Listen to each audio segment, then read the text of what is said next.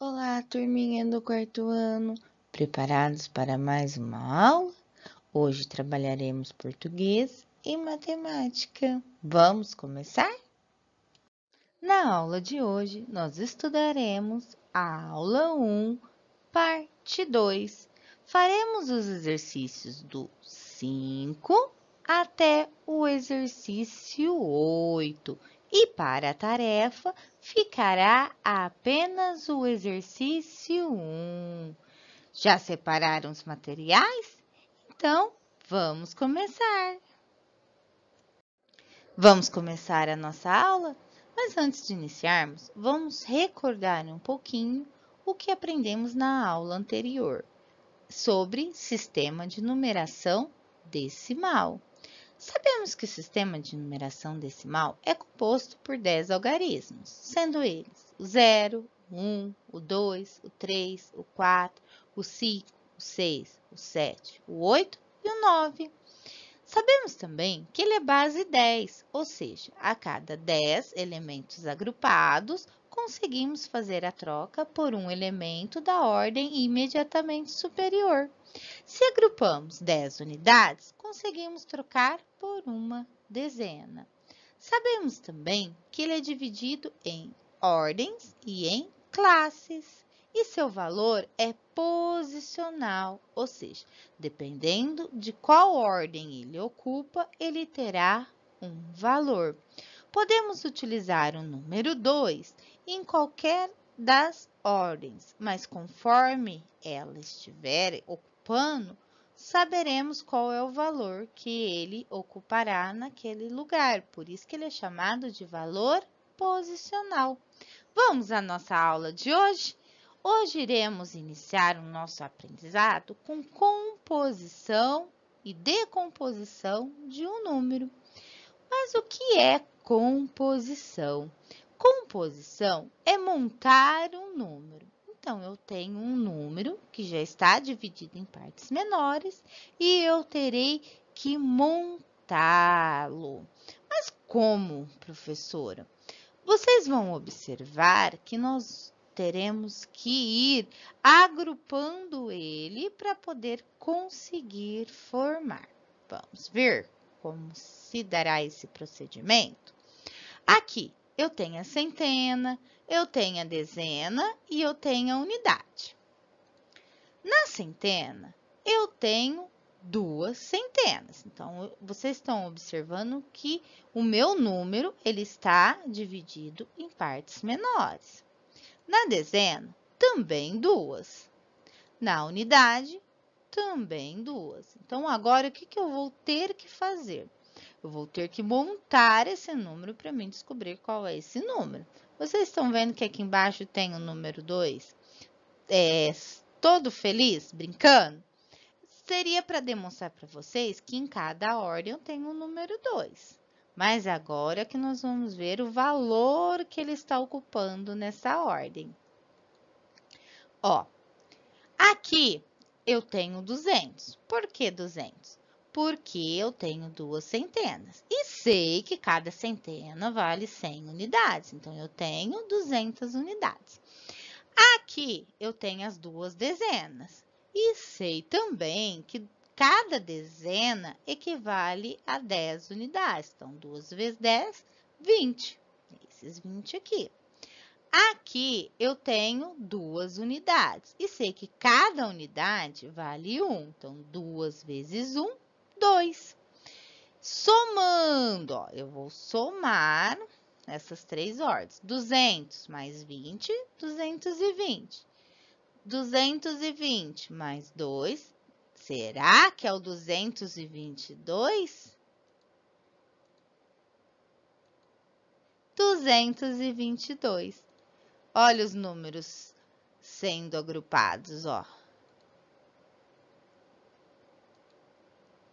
Viu? Esse exemplo aqui é só para demonstrar que quando eu falo em composição, que eu estou juntando os números, tá bom? Vamos agora aprender sobre a decomposição? Decomposição de um número. O que é decomposição de um número?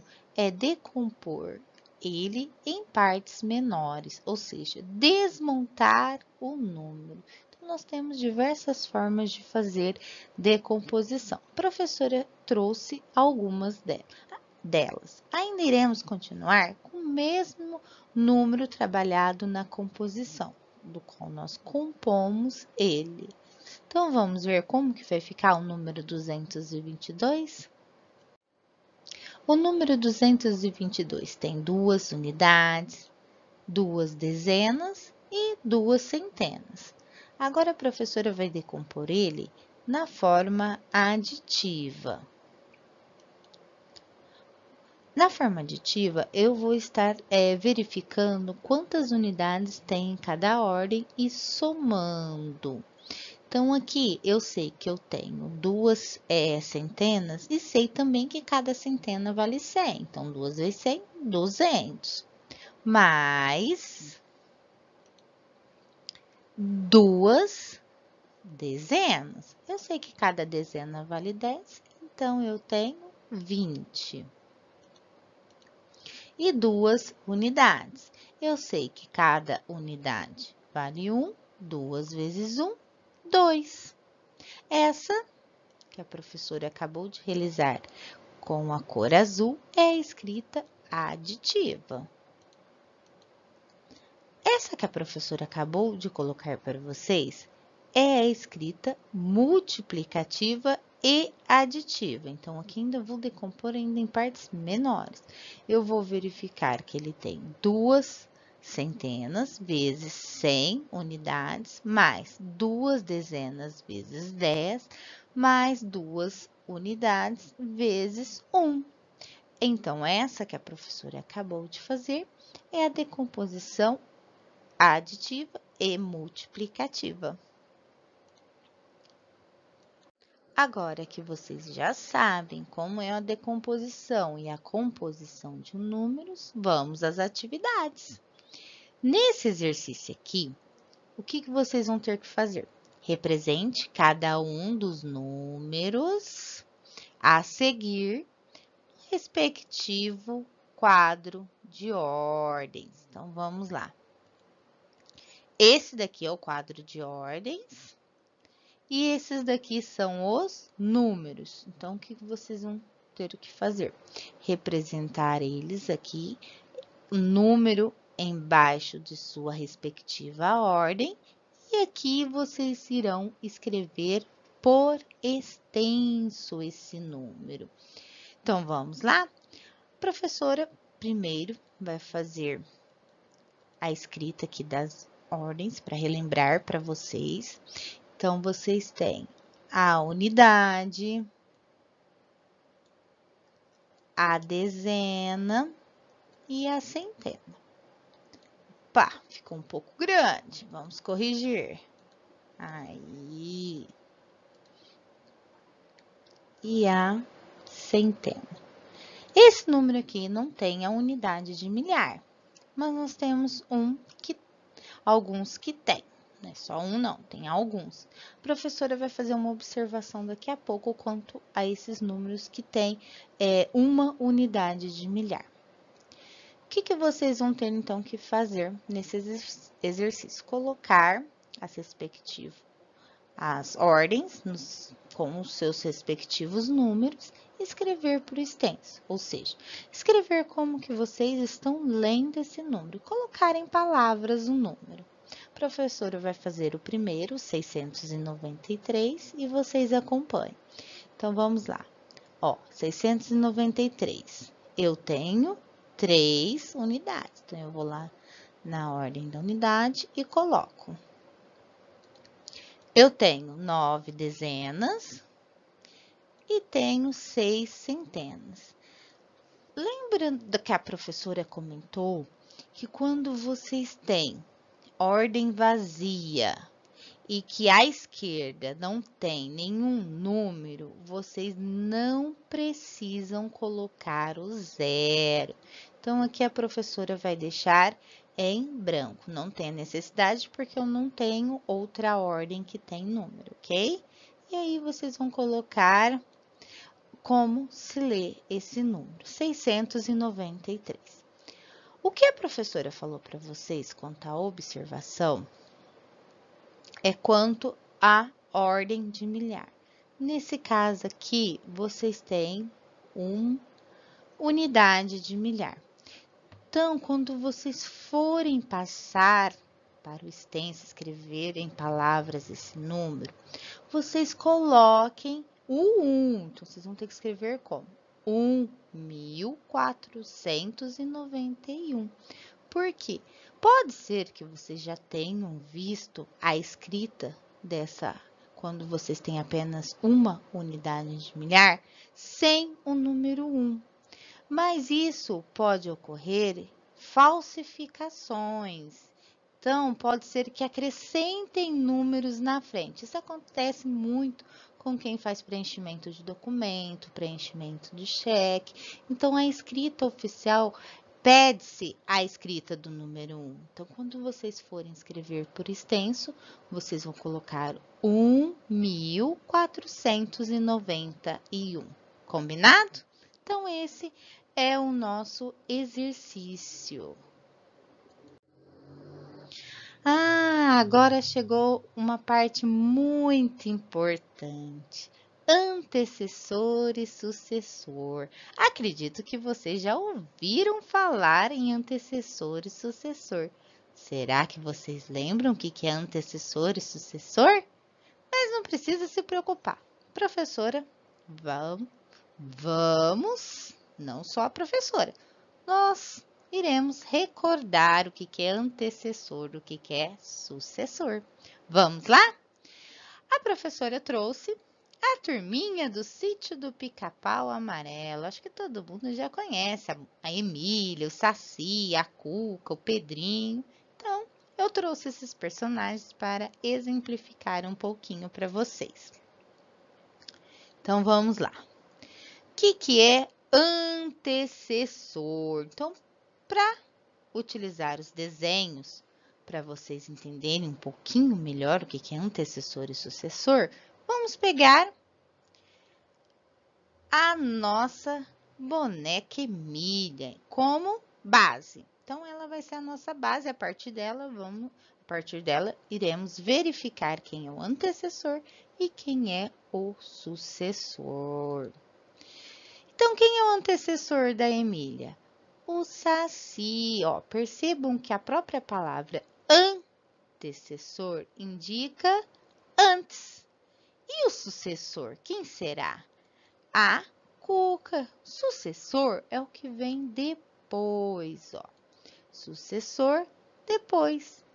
Conseguiram relembrar? Acredito que sim. Agora vocês não vão esquecer mais. Antecessor, antes. Sucessor, depois. Chegou o nosso exercício. A professora também vai fazer a letrinha A com vocês. Outro conceito que nós iremos trabalhar nesta aula é a ordem crescente e a ordem decrescente. Tenho certeza que todos sabem me dizer o que é ordem crescente e ordem decrescente. Quando a professora pede para vocês formarem a fila lá na escola, ela não pede para vocês fazerem por tamanho, ou do menor para o maior, ou do maior para o menor.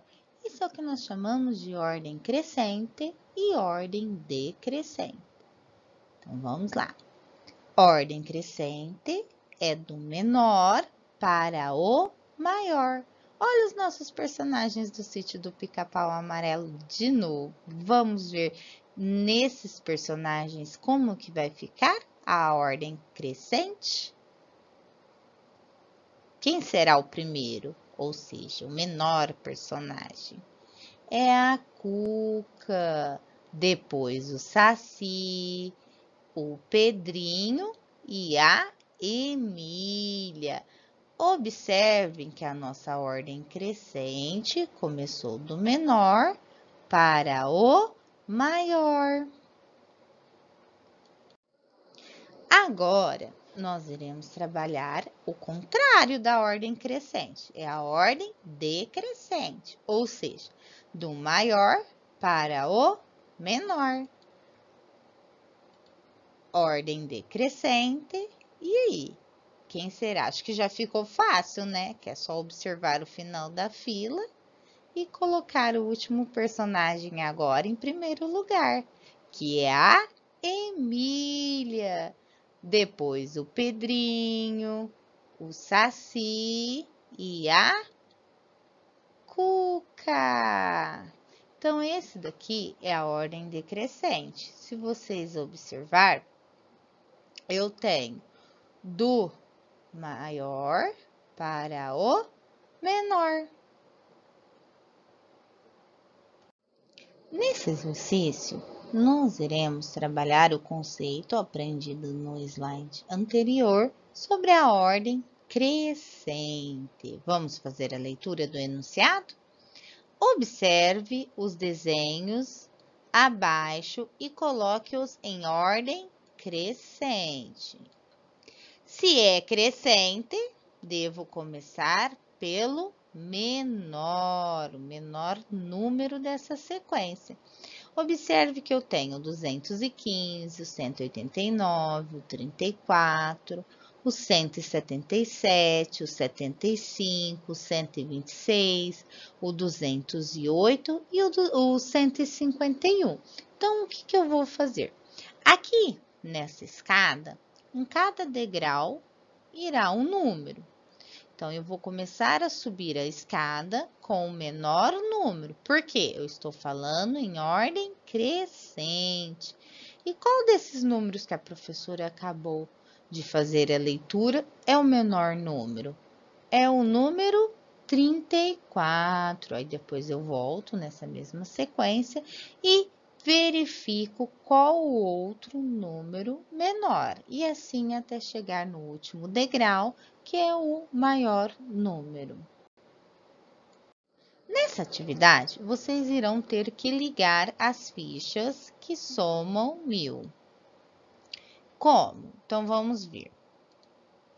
Observem que desse lado tem uma quantidade de fichas e nesse também. Então, vocês vão ter que ligar. Mas antes, vamos relembrar. 10 centenas correspondem a uma unidade de milhar, ou seja, 1.000 unidades. Então, vocês vão pegar a primeira ficha e somar com a segunda, até vocês encontrarem o valor de 1.000. 300 mais 20 dá 1.000? Não, não dá 1.000, dá 320. Então, ligar essa ficha com essa não dá certo. Vamos verificar essa primeira ficha com quem da segunda coluna que corresponde à soma a 1.000? Aí, 300 mais 700. Para poder vocês visualizarem a soma, façam no canto da apostila de vocês as contas e deixem, não precisa estar apagando não, pode estar deixando elas anotadas, ó, igual a professora fez. 300 da primeira ficha, mais os 700 da segunda ficha, é igual a 1.000. E agora vocês irão encontrar sozinhos o restante das fichas. Tenho certeza que vocês irão conseguir. Ai, que pena! Terminamos a aula de matemática. Tenho certeza que aprenderam muito. Vamos agora para a nossa tarefa? É apenas um único exercício. Vocês vão fazer super rápido. O que vocês terão que fazer nesse exercício? Escrever o número formado a partir de cada material dourado. Lembra o exercício da composição lá que a professora trouxe para vocês? É a mesma coisa. Aqui vocês têm o material dourado e o número está decomposto em partes menores, vocês terão que agrupar. Então, a professora já fez esse exercício A, então, vocês vão somar a centena com a dezena. Então, 100 unidades, que eu tenho uma centena apenas, com as 4 dezenas, que equivale a 40 unidades, é igual a 140. Iremos começar agora nossa aula de português. Aula 1, parte 1. Hoje nós iremos trabalhar do exercício 4 até o exercício 6. E para a tarefa, ficará apenas o exercício 2. Vamos começar? Antes de iniciarmos nossa atividade, vamos rever novamente o texto, fazer uma leitura do texto trabalhado na última aula, que foi o almoço de domingo. A professora vai fazer a leitura novamente e vocês acompanhem no material de vocês. O almoço de domingo. Dona Santa fez arroz, macarrão e frango para o grande almoço de domingo em sua casa. Finalmente, todos juntos, ela estava contente. O que ela não sabia é que sua filha usou a panela de arroz para cozinhar pimenta e o gosto da pimenta ficou na panela. O arroz ficou horrível. Saiu todo mundo correndo da mesa. O primo Tchão achou uma garrafa de barro e bebeu de um gole só. Mas não era água, era chimarrão. Ele ficou todo emburrado e saiu pelo bairro, tentando arrumar alguma coisa que acabasse com a queimação. Foi até o bar da Sara e contou a confusão. Sara pegou rápido 1 litro de água, que Tião bebeu de uma só vez. Depois que passou o sufoco, olhou para o relógio e lembrou da reunião familiar. Resolveu voltar lá, mas antes comprou uma panela nova. Quando chegou, já não tinha mais confusão. Todo mundo estava comendo sobremesa, só não sobrou para o Tchão. Vamos às nossas atividades? Se precisar, releia o texto novamente, quantas vezes forem necessário. Vamos lá? A professora já fez uma leitura com vocês. Tá pedindo para reler o texto. Se houver necessidade, façam mais uma leitura. Vamos ver o que o exercício está nos pedindo. Enigmas. Então, nós vamos ter que descobrir algo. O que será que nós iremos ter que descobrir? Descubra a quem as frases estão se referindo. Escreva seus nomes. Para isso, você deve reler o texto sempre que precisar. Então, não fiquem apenas na leitura que a professora fez. Façam novamente outra, se precisar de mais uma, podem fazer quantas forem necessárias. A professora vai fazer a letra A com vocês. Vamos ver se nós descobrimos quem é esta pessoa. Comprou uma panela nova e voltou para a reunião familiar. Vamos pensar um pouquinho lá no texto. Quem foi que saiu correndo, que estava com a boca queimando? Chegou até a beber em um gole só o líquido de uma garrafa, mas descobriu que não era água, era chimarrão. Quem foi até o bar da Sara foi o primo Tchão. Foi ele que comprou a panela e voltou para a reunião. E onde que está isso no nosso texto? Lá no último parágrafo. Se vocês quiserem, retornem, faça a leitura do último parágrafo de novo, que vocês irão confirmar quem foi que falou, que nesse caso, que comprou a panela. Vamos para o exercício 5?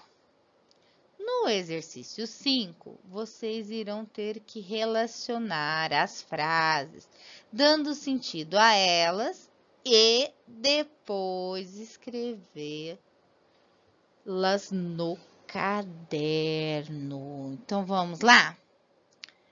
A professora vai fazer a letrinha A com vocês. Observem que no final de cada frase não tem o ponto final, tem uma vírgula. Isso indica que terá continuação. O presidente do Brasil deu uma entrevista. Será que a continuação está aqui na primeira linha? Pois ele acordou mais cedo para ir à aula? Não é essa a segunda parte desta frase, não. Sabe aonde está a segunda parte dessa frase? Está aqui, ó. Vamos ver como ficou? O presidente do Brasil deu uma entrevista. Ele falou que a vacina chegará logo ao país. Viu como agora tem sentido? E assim vocês vão fazer essa relação da primeira coluna com a segunda coluna. E depois que vocês fizeram a relação das duas colunas, vamos para o caderno. Como que vocês irão fazer? Lembram que eu pedi para poder colocar o enunciado para depois vocês entenderem do que estava se tratando o exercício? O mesmo vai ocorrer aqui. Então, exercício 5, coloca o enunciado. A professora colocou como exemplo, mas já é a letra A. Então, vocês vão fazer a letra A, porque ela pertence ao exercício, a B e as demais. Combinado? Então, vamos ver como que ficou. Letrinha A. O presidente do Brasil deu uma entrevista, vírgula. Lembram da primeira frase, da primeira coluna? Ele falou que a vacina chegará logo no país. Ponto final. Não esqueçam da pontuação. Combinado? Agora a professora trouxe um vídeo para vocês que vai exemplificar uma classe gramatical da língua portuguesa chamada adjetivos. Os adjetivos são utilizados para descrever objetos, ou seja, descrever substantivo, atribuir a eles qualidades, estados. Vamos acompanhar o vídeo?